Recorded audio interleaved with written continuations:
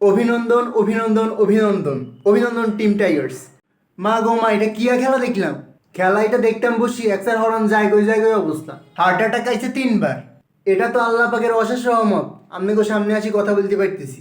আরেকখানা হইলে তো একসার চিত মরি দেখতাম কই, মানে যে সঙ্গে মনে হয় একখানা জিতার সম্ভাবনা আছে এই সময় আঙ্গ বলাররা চাই চাই খাই বসে থাকে।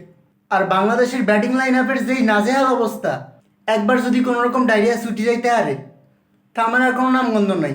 আজকের ম্যাচ এটাতে যদি পারভেজ হোসেন ইমরান তাহিদ হৃদয় পোলাইটা না থাকতো, তাইলে আজকের ম্যাচেও ফুল প্যাকেট হয়ে যেতাম বই।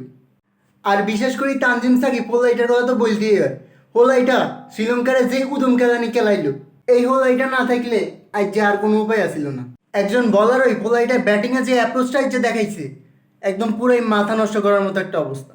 বাংলাদেশের ব্যাটসম্যান বেগুনের চোখে আঙ্গুল দিয়ে দেখাই দিছে, এই দেখ কিভাবে ব্যাটিং করতে হয়, আমার থেকে শিখে যা তোরা আসি।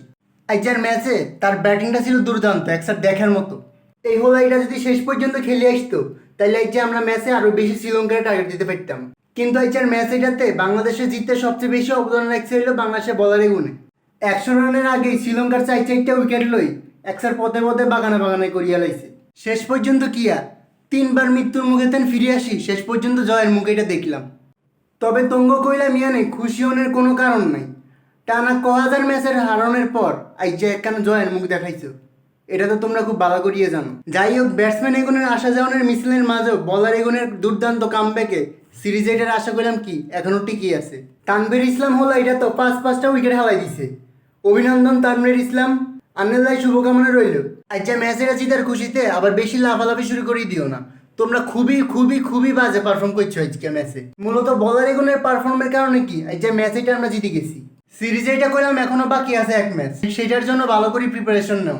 এই সিরিজ কইলাম কোনোভাবে আচ্ছা কোনো যাইতো না। পরবর্তী ম্যাচের জন্য শুভকামনা রইল, ভালো করে খেলছো।